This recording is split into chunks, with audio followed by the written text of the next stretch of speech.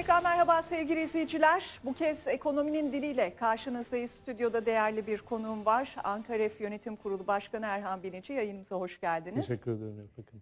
Şimdi çok önemli bir konuyu konuşacağız. İnovasyondan çok fazla bahsediyoruz. Teknoloji ve bilişimi de artık yadsıyamayız. Önemi çok büyük. Hatta geçtiğimiz günlerde Teknopark'ın ikinci etabının açılışı gerçekleştirildi Sayın Cumhurbaşkanı tarafından ve o da aslında inovasyonun önemine işaret etti. Üstelik ülkelerin ihracat kalemlerinde de önümüzdeki dönemde çok önemli bir ayağı oluşturacak. Bunu da biliyoruz. İsterseniz öncelikle Ankaref'le başlayalım. Kendinizden bahsedebilir misiniz? Tabii ki Erhan Binici.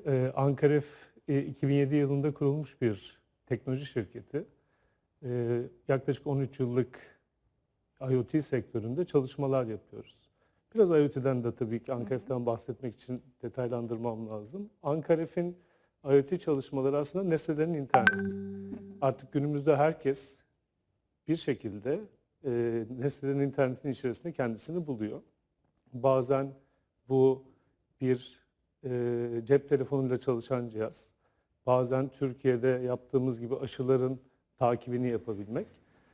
Bu aslında gittikçe artacak. Şöyle bir şeyden bahsedeyim. 2007 yılında pazar çok küçüktü. Biz bunu anlatmak istediğimizde gerçekten çok zor anlatıyorduk. 2015 yılında tüm dünyada 100 milyar dolarlık bir pazardan bahsediyoruz. 2020 yılında bu çalışma yaklaşık olarak 250 milyar dolara geldi. Ama 2025'te yaklaşık 1,5 trilyon dolarlık bir pazar olacak. Türkiye neresinde şu anda?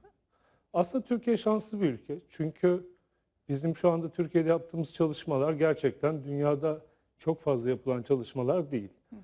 Örnek vermek gerekirse mesela aşıları izliyoruz. Tüm Türkiye'de gümrükten çocuklara yapılan sürece kadar aşıların bütün soğuk zincirini takip edebiliyoruz. 12 bin noktada sensörlerimiz var ve bu sensörlerle bu aşıların sıcaklığını her noktada izleyebiliyoruz. Evet, başka neleri takip edebiliyoruz? İlginçtir herkesin. Enteresan bir şey paylaşacağım. Biz aslında bu haberi dün paylaştık izleyicilerimize, sizinle de ve gurur duydum esasında. Bununla ilgili yarışmalar da düzenleniyor. Hatta üniversite öğrencileri birkaç gün kapanıyorlar ve geliştiriyorlar Evet. aslında bu teknolojileri. Su takip sistemi işte ödül aldı. Doğru. Biliyorsunuzdur Dün mutlaka, ben de değil izledim, mi? evet. Şöyle bizim ilgi çeken konularımız aslında aklınıza gelebilen her yerde. Örnek veriyorum, ineklerin kızgınlığını takip ediyoruz. İneklerin boynuna bir pedometre takıyoruz. Bu pedometrelerden hareket bilgisini alıyoruz. Bunu buluta aldıktan sonra aslında bir analiz yapıyoruz ve ineğin gerçekten doğru zamanda tohumlanmasını sağlıyoruz. Şu anda mesela en çok ilgi çeken konulardan bir tanesi bu.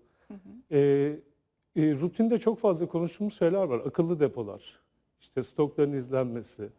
Hatta perakende sektörü yakında biraz önce konuşuyorduk. Buzdolabında yumurta bittiğinde aslında söyleyecek. Böyle konuları çok fazla konuşmaya başladık. Sizin söylediğiniz gibi aslında su kalitesi de gündemde. İş biraz çok basit. Ya bir yerlere sensör koyuyoruz. Bir yerlere uç noktalara bize veri verebilecek cihazlar koyuyoruz. Ve bu cihazlardan verileri topluyoruz. Türkiye'de yaptığımız çalışmalar baktığınızda Türk insanı teknolojiyi çok seviyor. Evet. Türk insanının süreçlerinde teknoloji kullanmaktan gerçekten mutlu olduğunu görüyoruz. Ve bu aslında bizim dünyada yapılmamış çalışmaları yapmamızı sağlıyor. Ağırlıklı olarak hangi teknolojileri kullanıyorlar diye sorayım. Çünkü bizim aklımıza en fazla gelen bu akıllı telefonlar, Evet. tabii. Onlar çok fazla kullanılıyor Kesinlikle. ama başka neleri kullanıyoruz? İşin temeli zaten aslında akıllı telefon olacak. Mesela perakende sektöründe yaptığımız çalışmalardan bir tanesi, o da ilgi çeken bir çalışma. Siz buradasınız. Şu anda evinizde birisi kapının önüne geldi. Zile bastığında aslında telefonunuzdan direkt görüşebiliyorsunuz. Cep telefonuyla birçok şeyimizi kontrol etmeye başlayacağız. İşte ışıklar, televizyonlar, klima, kahve makinesi, bunlar birbiriyle çok fazla entegre olmaya başlayacak ve önümüzdeki yıllarda çok daha fazla hayatımızın içerisine girecek. Bizim avantajımız şu, kurulurken şunu söyledik, yerli ve milli. Evet. Milli üretim, uluslararası pazar. Evet, zor bir şey Türkiye'de teknoloji alanında üretim yapmak ve bunu yurt dışına taşımak. Ama çok şükür bugüne kadar yaptığımız çalışmalar gerçekten hem Türkiye'de kıymet görüyor hem de yurt dışına çok rahat çıkartabiliyoruz. Hı hı. Bizi farklılaştıran buluşlarımız var mı Var. dünyada? Hangileri onlar? Aslında buluşlara şöyle geleyim. Biz öncelikle bulduğumuz iş modelleriyle farklılaştık. Evet, herkes teknolojide biliyorsun çok fazla çalışmalar var. Ama biz iş modellerimizi şunu yapıyoruz. Sürecin içerisine giriyoruz. Yani bizim bütün arkadaşlarımız öncelikle hepimiz müşteriyiz. Hı hı. Biz sürecin içerisine girip öncelikle müşterimizin sürecini anlıyoruz. Ve özellikle 2020 yılından itibaren yeni bir sloganımız var. Siz para harcamayın. Her şeyi biz yapalım. Sizin işinizin bir parçası olalım. Ve siz kazandıkça kazanalım. Bu iş modeli gerçekten şu anda Türkiye'de çok fazla karşılık görmeye başladı.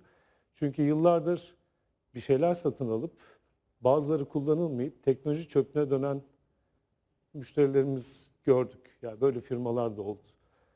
Ama biz artık işin içerisine girdik.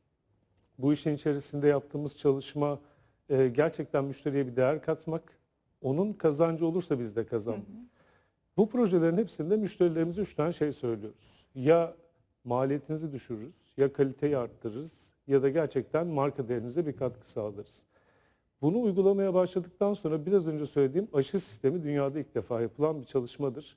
12 bin noktayı izlemek, buradan dakikada bir haberdar olmak gerçekten kolay bir iş değil. İhraç ettik mi peki bu sistemi?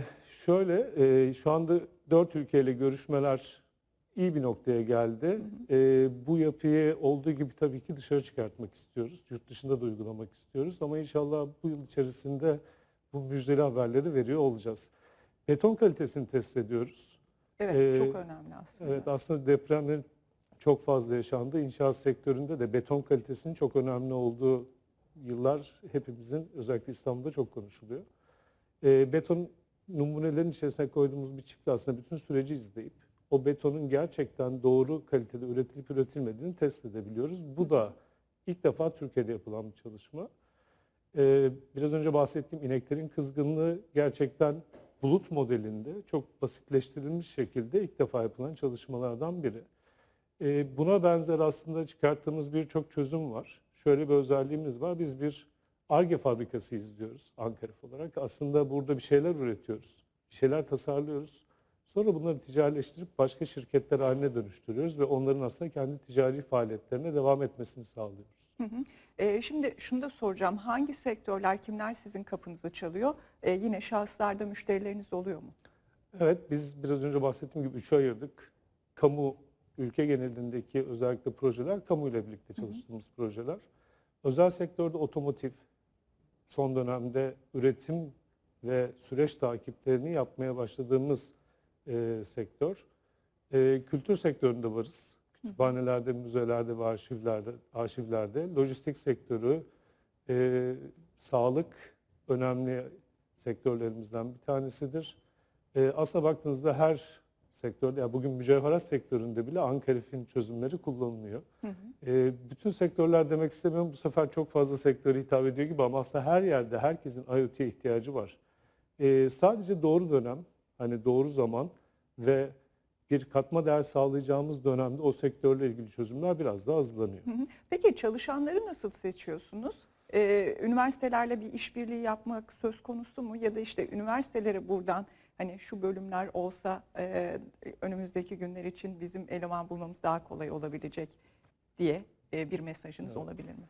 En son sorudan şöyle ilerleyeyim. Aslında ihtiyacımız, Türkiye'nin de ihtiyacı meslek liselerinin hakikaten o yetiştirdiği eski teknisyenlerin tekrar gelmesi. İnsan kaynakları bizde çok kritik çünkü yaptığımız iş yeni bir iş ve değişik bir modelle çalışıyoruz. Burada bizim şirketimize gelen arkadaşlardan en çok istediğim şey araştırmaları. Bu araştırma gerçekten aslında şöyle bir düşüncemiz vardı ki hayatımız boyunca hep böyle baktık. İmkansız hiçbir şey yoktur. Doğru şeyi araştırabilirsek aslında doğru çözümleri bulabiliriz. Üniversitelerde endüstri mühendisliği, elektrik elektronik mühendisliği ve bilgisayar mühendisliği aslında ilk olarak teknoloji alanındaki şirketlerin gerçekten ihtiyaç duyduğu bölümler. Ama tabii biraz daha üniversitelerimizin araştıran öğrencileri ve en çok şunu savunuyoruz, gerçekten üniversite hayatında çalışan öğrencileri daha çok seviyoruz. Evet. Çünkü onlar gerçekten çalışma hayatına çok hızlı giriyorlar. Ama zaten bünyemize katıldıktan sonra bizim kendi yöntemlerimizle tüm arkadaşlarımızı bu IoT sektörüne hazırlıyoruz. Şöyle kıymetli bir durum var. Dünyada IoT çok konuşuluyor ve bundan sonra gerçekten iş potansiyelleri çok büyüyecek. En azından bunun okulu gibi de bir şirket olmaya çalışıyoruz. Evet, aslında bu çok önemli. Gerçekten dediğiniz meslek liseleri, meslek okulları bölümü de çok önemli. Aslında bir memleket meselesi olması gerekir. Doğru. En azından işte Türkiye'nin ihracat kalemini o anlamda elini güçlendirmesi anlamında da çok önemli. Tabii üretimde her zaman üzerinde durduğumuz bir konu. Peki önümüzdeki dönem için hedefler neler? Hem Türkiye içerisinde hem de dünyada tabii. Hedefler çok büyük çünkü kurulurken şunu söylüyorduk. Türkiye'de herkesin gurur duyacağı, dünyada herkesin duyacağı bir marka olacağız. 2007 yılında yeni bir teknolojide bunu söylemek gerçekten çok kolay değildi. Geldiğimiz noktada en azından ilk aşamalarımızı çok başarılı tamamladık. Bugün birçok insanın konuştuğu, gerçekten dünyada konuştuğu, bu proje gerçek mi diyebildiği çalışmalar yapıyoruz. Ankaref'in önümüzdeki dönemde ihracat hedefimize paralel olarak dünyaya yayılması gerekiyor. 2020 yılı bizim için başlangıç. İnşallah yurt dışı ofisleriyle ve buradaki bilgi birikimini diğer ofislerimize, yurt dışı ofislerimize taşıyarak dünyada burada yaptığımız çalışmaların benzerlerini yapmak istiyoruz. Tabii her coğrafyanın ihtiyacı farklı olabilir ama temelde yaptığımız iş uç noktadan veri toplamak. Sadece oradaki süreçleri değiştireceğiz ve buradaki çalışmaları oraya aktaracağız.